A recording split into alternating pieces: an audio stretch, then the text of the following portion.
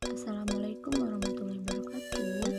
Perkenalkan, kami dari kelompok 3. Nah, yang terdiri dari Dianita, Indesti Willy, dan Fiza. Nah, mata kuliah ini dibimbing langsung oleh Ibu Neneng Fitria MSI. Nah, di sini kami akan membahas tentang rangkaian listrik. Baik, kita lanjut ke pembahasannya. Nah, yang pertama itu kita harus mengetahui apa itu rangkaian listrik. Rangkaian listrik adalah sebuah jalur atau rangkaian sehingga elektron dapat mengalir dari sumber voltase atau arus listrik. Nah, proses perpindahan elektron inilah yang kita kenal sebagai listrik. Elektron dapat mengalir pada material pengantar arus listrik yakni konduktor. Oleh karena itu, kabel dipakai pada rangkaian listrik karena kabel terbuat dari tembaga yang dapat mengantarkan arus listrik. Tempat di mana elektron masuk ke dalam rangkaian listrik itu dinamakan dengan sumber listrik. Nah, kita masuk ke jenis-jenis rangkaian listrik. Rangkaian listrik itu terbagi menjadi dua, yaitu rangkaian seri yang merupakan sebuah rangkaian listrik yang komponennya disusun secara berderetan hanya melalui satu jalur listrik. Contohnya itu sebuah rangkaian yang memiliki dua resistor tetapi hanya terdapat satu jalur kabel untuk mengalirkan listrik. Nah, yang kedua itu rangkaian paralel yang merupakan sebuah rangkaian listrik yang komponennya disusun secara sejajar di mana terdapat lebih dari satu jalur listrik atau bercabang secara paralel. Contohnya, sebuah rangkaian yang memiliki dua resistor di mana terdapat satu jalur kabel untuk setiap resistornya. Sesuai dengan bunyi hukum Kirchhoff 1, yaitu jumlah kuat arus yang masuk dalam titik percabangan sama dengan jumlah kuat arus yang keluar dari titik percabangan. Jadi, arus listrik yang masuk harus sama dengan yang keluar, sehingga pada rangkaian paralel, besarnya arus sebelum masuk ke cabang sama dengan besar arus setelah keluar dari cabang. Dan sesuai dengan bunyi hukum Ohm, kuat arus dalam suatu rangkaian berbanding lurus dengan tegangan pada ujung-ujung rangkaian dan berbanding terbalik dengan hambatan rangkaian. Nah, arus dan tegangan. Rangkaian arus listrik adalah banyaknya muatan listrik yang mengalir dalam satu rangkaian pada satu waktu. Muatan listrik yang dimaksud di sini adalah elektron. Arus listrik terjadi karena adanya aliran elektron dari kutub negatif ke kutub positif. Kita masuki ke rangkaian tegangan. Tegangan listrik merupakan perbedaan potensial listrik antara dua titik pada suatu penghantar atau rangkaian listrik.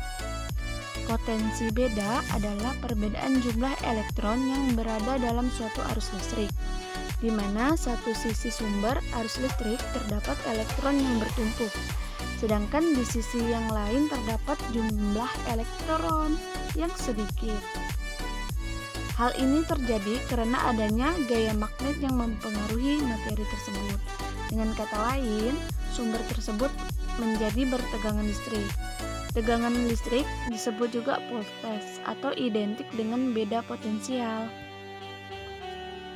Alat untuk mengukur arus listrik adalah ohmmeter, sedangkan alat untuk mengukur tegangan yaitu voltmeter.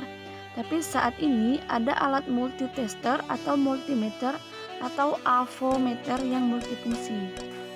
Jadi, dari pembahasan tersebut, tegangan adalah awal dari arus-arus elektron. Jadi, mereka berdua itu tidak bisa satu sama lain. Tak akan ada arus yang mengalir tanpa adanya tegangan. Lalu, kenapa kita bisa kena sentrum? Jawabannya yaitu karena ada tegangan listrik dan kita menjadi konduktornya atau penghantarnya.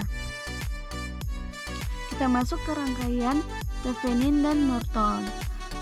Rangkaian setara Thevenin. Teori Thevenin ini mengatakan bahwa sebuah rangkaian yang mengandung beberapa sumber tegangan dan hambatan dapat diganti dengan sebuah sumber tegangan yang dipasang seri dengan sebuah hambatan. Hambatan Thevenin ini adalah hambatan yang diukur atau dihitung pada terminal beban ketika beban dilepas dari rangkaian dan sumber arus dibuat menjadi nol atau dihubungkan singkat. Untuk mengukur tahanan Thevenin ini, kita harus mengurangi tegangan sumber arus hingga nol.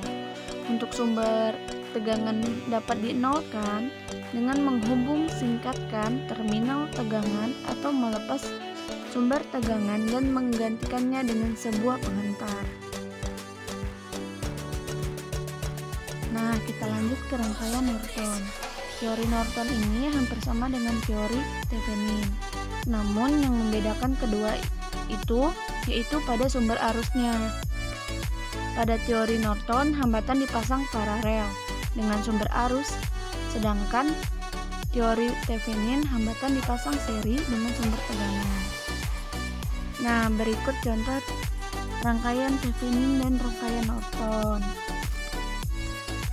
Baiklah, kesimpulan yang dapat kita ambil yaitu rangkaian listrik adalah sebuah jalur atau rangkaian sehingga elektron dapat mengalir dari sumber voltage atau arus listrik. Proses perpindahan elektron inilah yang kita kenal sebagai listrik. Benda apapun dapat menjadi beban listrik, oleh karena itu, simbol universal untuk beban listrik adalah hambatan. Terdapat dua tipe rangkaian, yaitu rangkaian seri dan rangkaian paralel. Rangkaian seri dan paralel ini dapat dikombinasikan, sehingga menjadi rangkaian kombinasi atau gabungan. Rangkaian seri merupakan sebuah rangkaian listrik yang komponennya disusun secara berderetan, hanya melalui satu jalur aliran listrik. Rangkaian paralel merupakan sebuah rangkaian listrik yang komponennya disusun sejajar, di mana terdapat lebih dari satu jalur listrik atau bercabang. Baiklah, hanya sampai situ saja pembahasan dari saya. Saya akhiri dengan wassalamualaikum warahmatullahi wabarakatuh. Jangan lupa subscribe, like, dan komen ya teman-teman.